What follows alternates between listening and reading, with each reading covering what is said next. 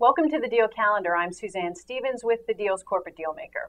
And I'm Matt Wurtzel with Dealscape.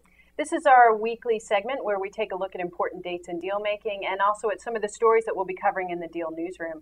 Matt, there are a few dates we want to make note of. On July 8th, Activision shareholders are scheduled to vote on the Vivendi deal. On July 9th, O'Reilly Automotive, its exchange offer for the shares of CSK Automotive expires. And then the following day, on July 10th, the EU decision deadline passes on Danfoss's proposed deal to buy Sauer-Danfoss. That's a business that was created in 2000 between a merger of Sauer Inc. and Danfoss's fluid services business. But we want to talk gaming, Matt. You're our resident gaming expert here, so let's take a look at the Activision Vivendi deal. It looks like that deal is going to move forward with no problem, so I'm curious your take on why Activision wants Vivendi's deal. Sure. The reason that Activision wants Vivendi Blizzard is because it would allow them to leapfrog over EA and become the largest game publisher in the world.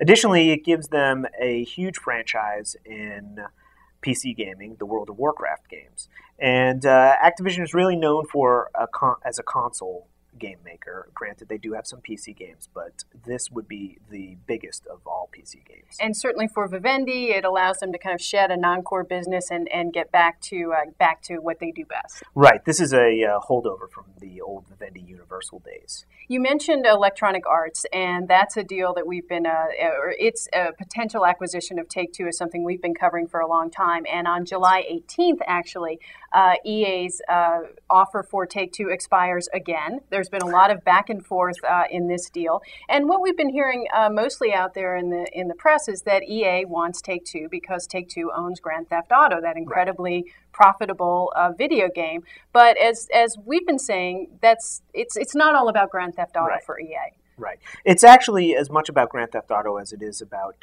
Major League Baseball. Sports franchises are a very important part of EA's business, and Take-Two has the exclusive license to Major League Baseball.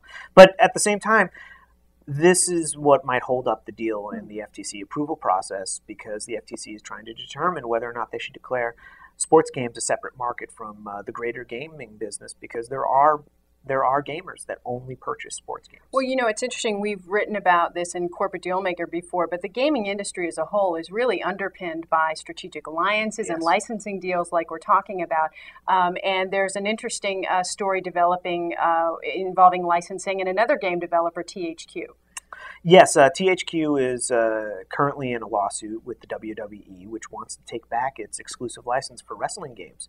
And this is one of its two most important franchises, the other being Disney games. It could be the death blow to THQ should they lose this license. And could make them a target for a potential buyer. Certainly it could. And the likely buyer, in my opinion, would be Ubisoft, because Ubisoft has put aside about $1 billion for acquisitions. And given THQ's share price right now, that sounds about right about where their market cap would be. And if they lose the WWE license, well, then obviously it'll go much further south. Yeah, absolutely. Well, these are stories we'll be covering on a regular basis on Dealscape and at thedeal.com as well. So, Matt Wurtzel, thanks for sitting in. Thank you for having me. I'm Suzanne Stevens. This has been the weekly Deal Calendar. If you have suggestions about dates we should be keeping an eye on, let us know at reporters@thedeal.com.